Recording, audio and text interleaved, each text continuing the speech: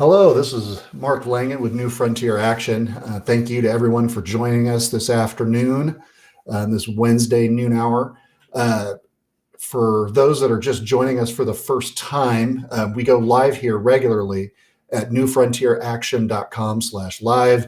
You can also catch us on Twitter, Facebook, YouTube, and Twitch, along with our partners at No Justice, No Peace. And so this month for Black History Month, we made the decision that we wanted to talk about a lot of topics related to social and economic justice, racial justice, and kind of ways that it intersects with other parts of our economy and progressive politics generally. And so we wanted to have a conversation about climate. And I was reading a piece in the New York Times talking about pipeline politics and particularly highlighting the story of the Line 3 pipeline in Minnesota, and referenced a professor up at Macalester College named James Doyle. Oh, and there's my assistant Maisie there in the background that's joining us. She's staying home with me today.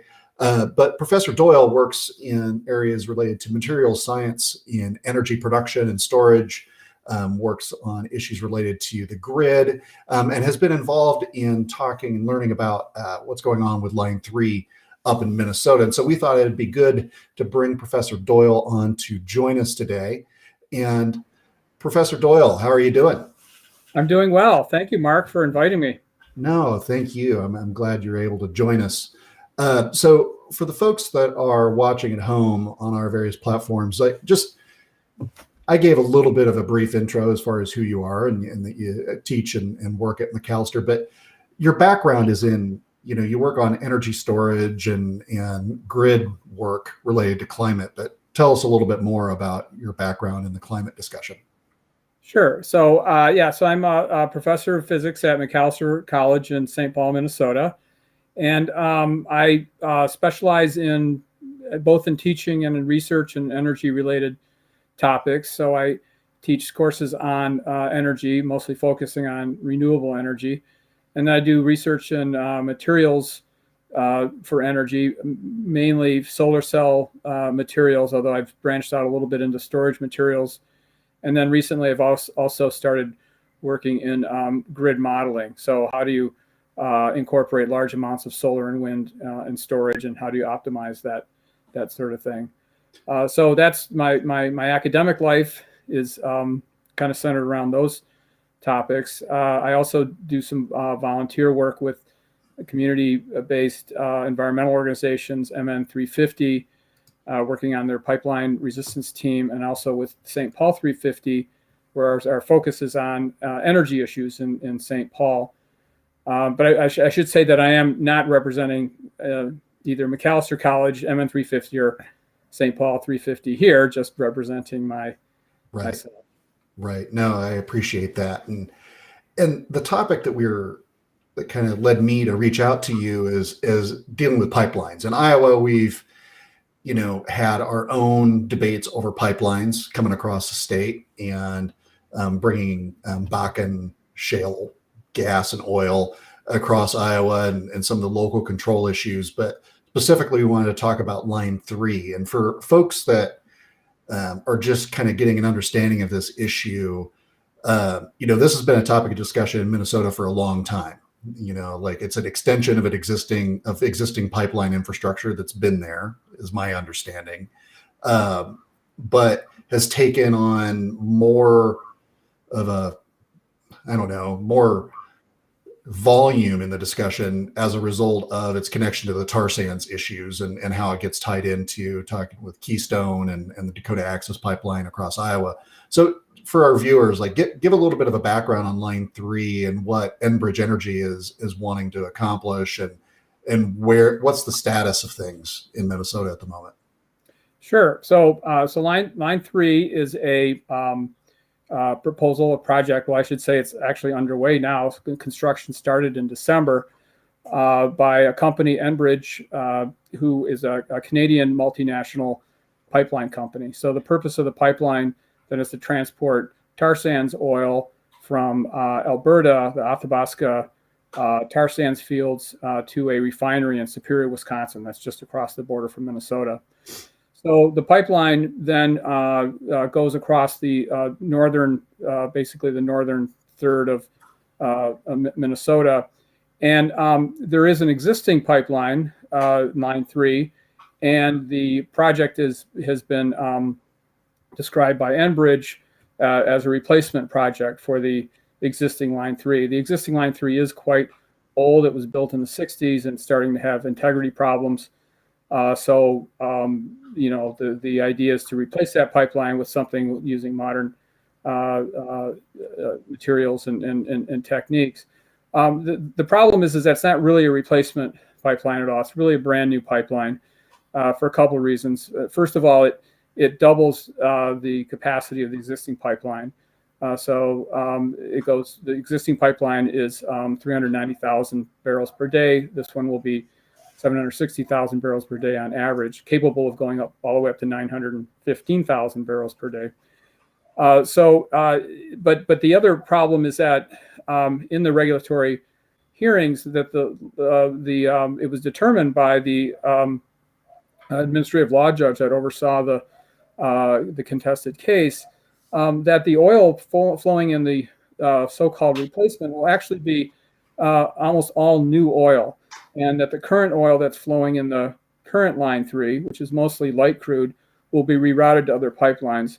So we really need to think of this pipeline not as simply a replacement, but rather as a brand new pipeline infrastructure with an enormous impact on climate, the oil, the carbon emissions associated with the pipeline, including burning the downstream burning of the oil, the refined oil, is enormous. It's more than the total emissions of the state of Minnesota.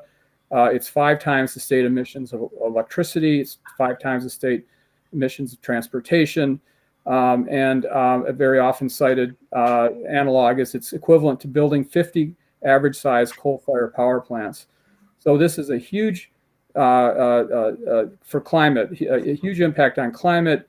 And then the real kicker is that our own Department of Commerce here in Minnesota, the Minnesota Department of Commerce, has said that there's never been a real justification for this pipeline, that the company in the regulatory process never provided a demand forecast, what they call demand forecast for the oil. They have not shown that this oil is really needed anywhere. They're just assuming if they can get the oil through that they will be able to sell it, and it's going to be primarily, perhaps exclusively, overseas markets.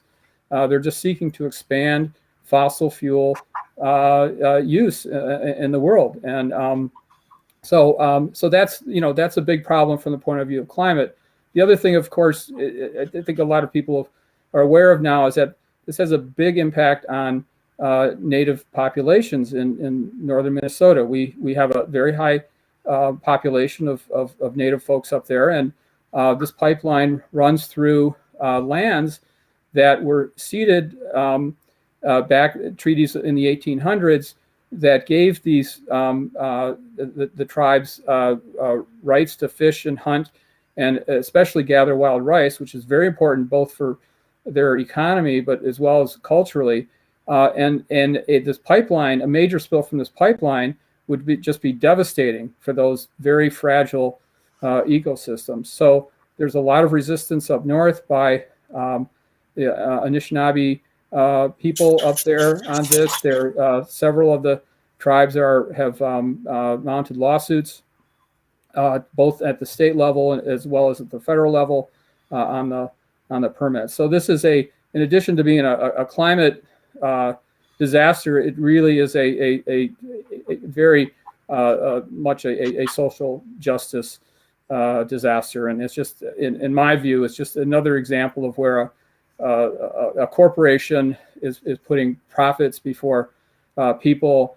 They're not listening to the people that live in these areas that depend on having a sound ecology up there for their way of life. And it's not, and these pipelines do spill. It's almost inevitable. There will be a spill of some magnitude sometime in the not too distant future.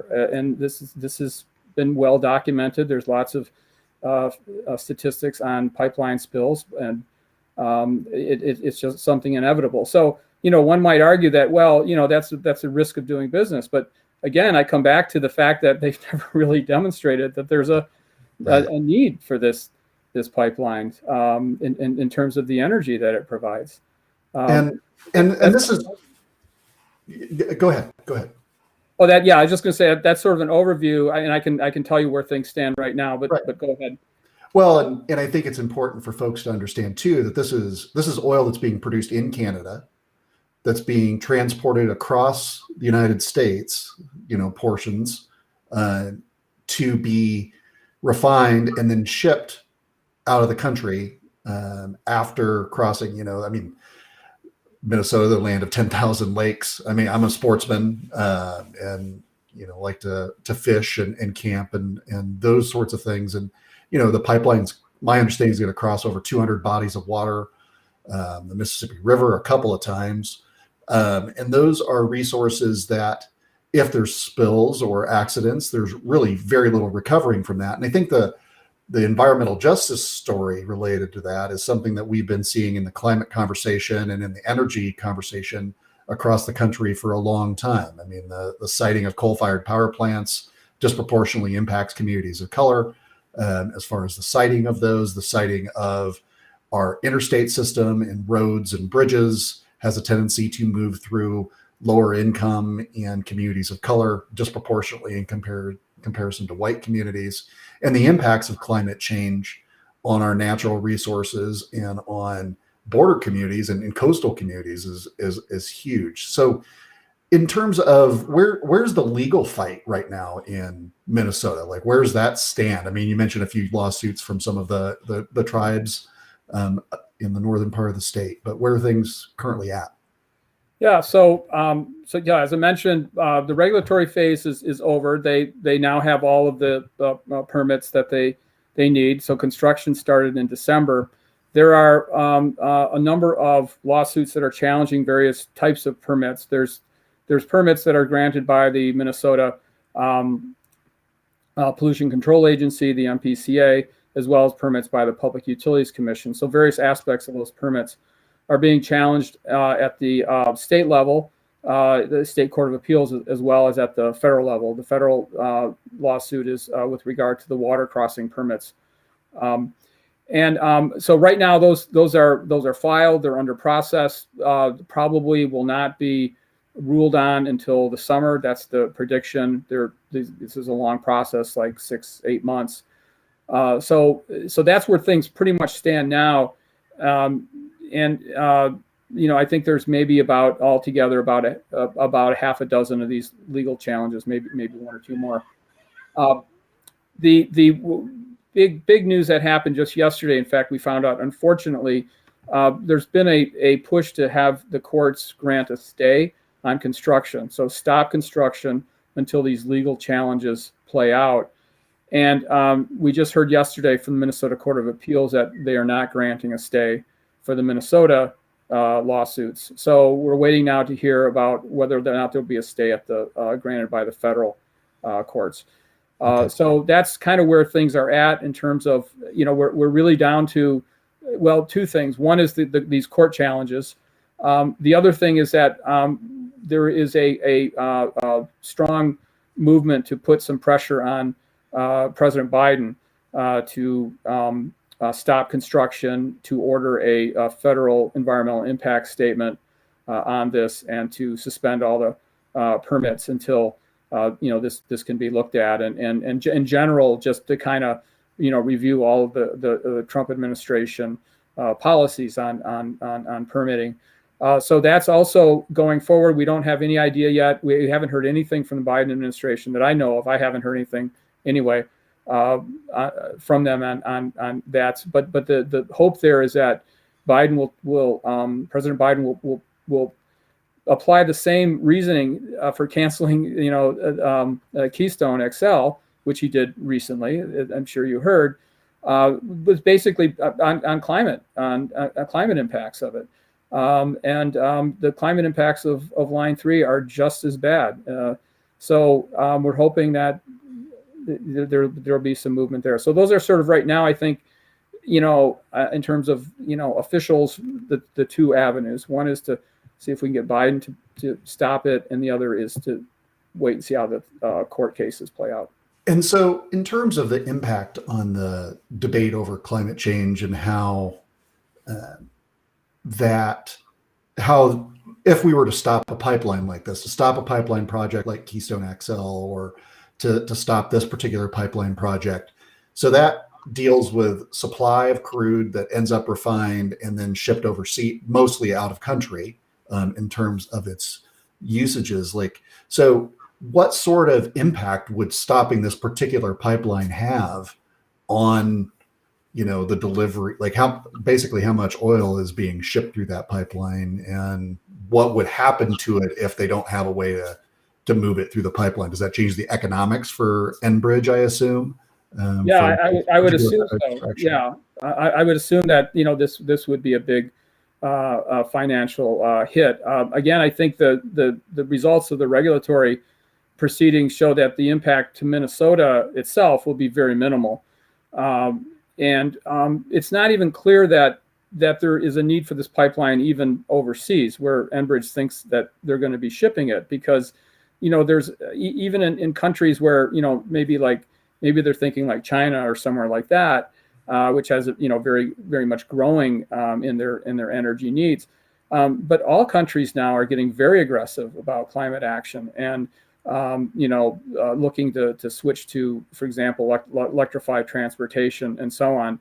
And many of these countries where, such as China, where energy use is growing, I mean, they're very much aware of the problems. I mean, they're having all kinds of difficulties with pollution in the cities and things like that. So, they're making very aggressive climate action policies, and so it's and then the whole oil industry itself has of course, it suffered a big hit with the pandemic, but there's a lot of, and I'm not an expert in this area, I'm not an economist, but I have seen a lot of speculation, at least, that the oil it won't come back. The demand for the oil will not come back to pre-pandemic levels.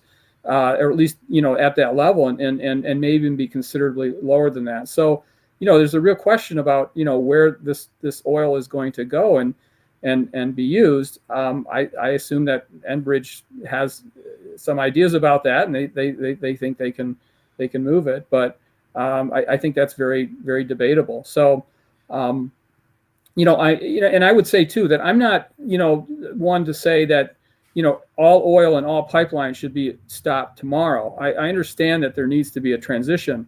We need to go about a transition. We need to wean ourselves off of fossil fuels, both in terms of oil, but as well as in electricity production as well. So we can't shut down all natural gas plants right now. We can't shut down all oil. But we certainly shouldn't be building brand new infrastructure that's going to be with us for decades, 30, 40, 50 years. That just seems crazy. So, we need to go the other way. We got to stop building new stuff and start decreasing the existing and wean ourselves off that. We only have, on the order of a decade to make real progress on this, according to climate scientists, to avoid the worst effects of climate change. So to build a pipeline that's equivalent to 50 coal-fired power plants in terms of its greenhouse gas emissions, it borders on, in my humble opinion, on lunacy if you're at all concerned about climate change. Well, we wouldn't go out and build a new dirt road for a Model T or for a horse and buggy. That's not the way that we would create infrastructure jobs. That doesn't make sense. And with the kind of the coming debate on infrastructure and climate at the federal level, I think that we're really looking at how do we move forward. I mean, that's one of the reasons why, as an organization, New Frontier Action, why we work on the climate and energy discussion, because we think that the next wave of infrastructure and jobs is going to be in clean energy and energy storage and revitalization and improvement of the grid, broadband infrastructure, using our expertise and our engineering skills here in this country to really build a new economy that works for all kinds of jobs and not just jobs for moving dirty forms of storing energy, which ultimately that's what oil is a form of energy storage and moving it from Canada outside the United States while risking water quality and the climate impacts. So as we're getting close here to the end of our time, we've had some big news in the last couple of weeks. I mean, everything from the inauguration of our new administration, GM announcing that they were going to be going 100% electric. I think it was by 2035, which is to align with kind of some of the more aggressive climate goals that organizations like MN350 and others have talked about as far as targets for emissions. If there's one thing that you're most excited about that might be part of this conversation around, both infrastructure and a climate bill, what would be if there's one thing that you think would be the most impactful out of those projects on the energy side, what do you think that would be? Wow, that's a tough question, but I'll give my best answer for it, because I think there's so many aspects of this. It's hard to pick one thing. It definitely has to be a concerted effort on many fronts, many different types of energy, and then also, of course, we have to bring social justice into it as well. We got to make the transition a fair and equitable transition.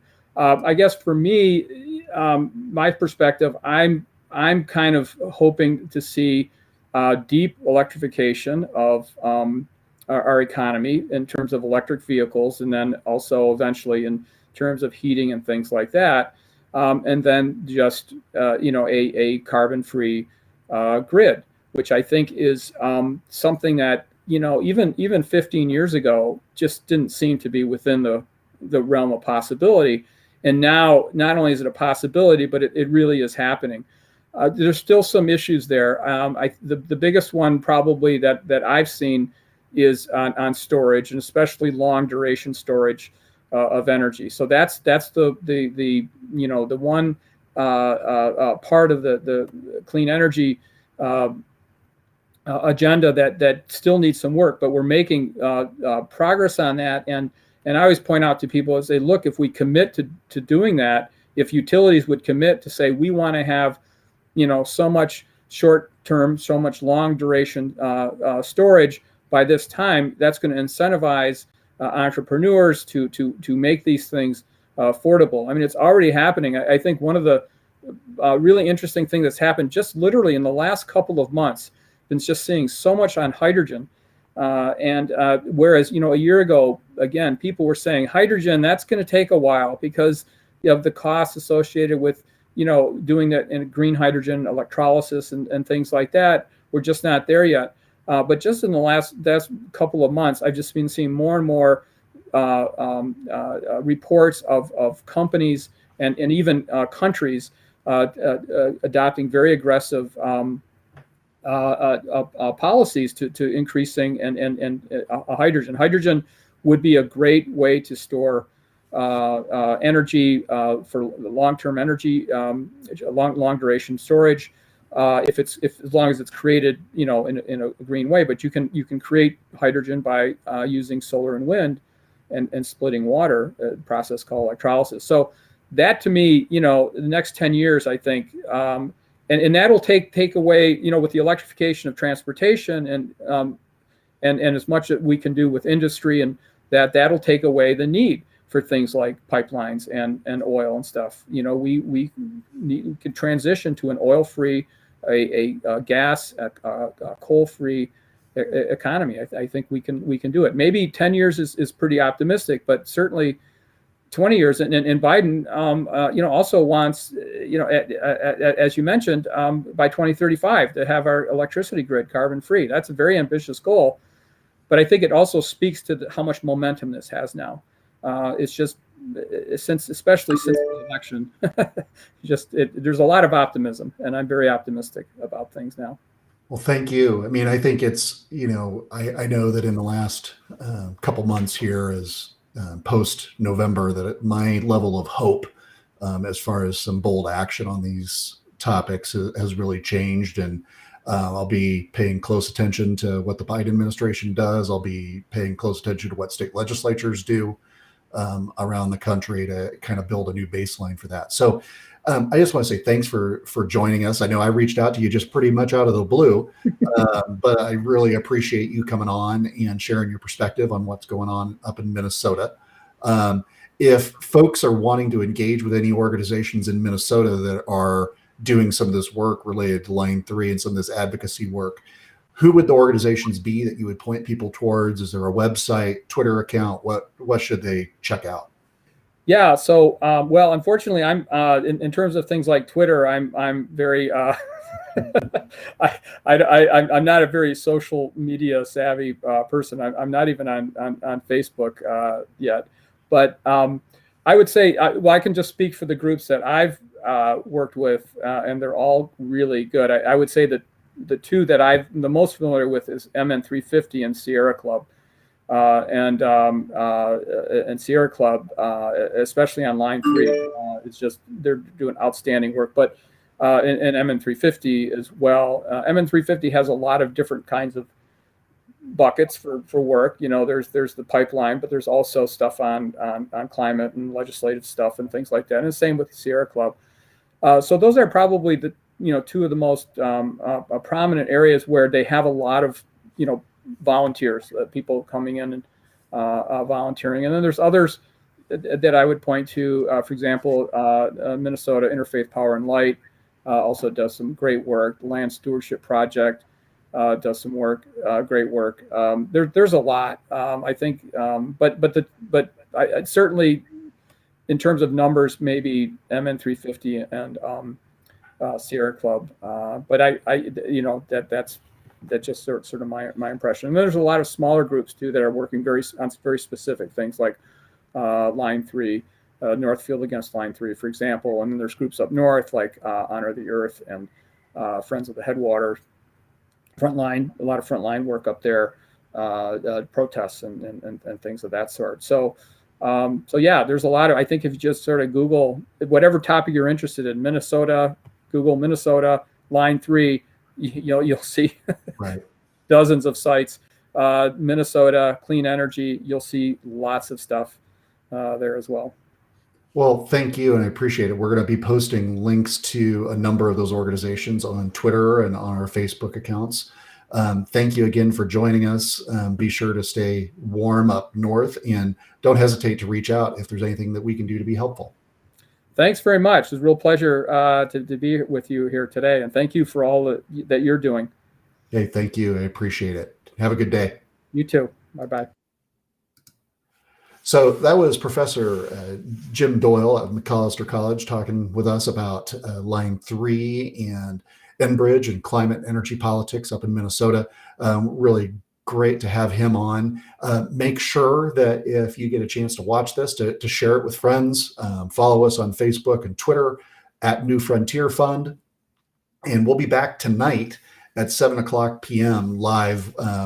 Mr. Al Womble, our state director here in Iowa, is going to be having a town hall conversation with Congressman Ro Khanna of California. Congressman Khanna has been spending a lot of time in Iowa talking about entrepreneurship and insourcing and bringing high-tech jobs into rural Iowa and rural areas in general. So join us at 7:00 tonight at newfrontieraction.com/live, and we hope to see you there. Again, this is Mark Langgin. You can find me on Twitter at Mark Langgin, MarkLanggin.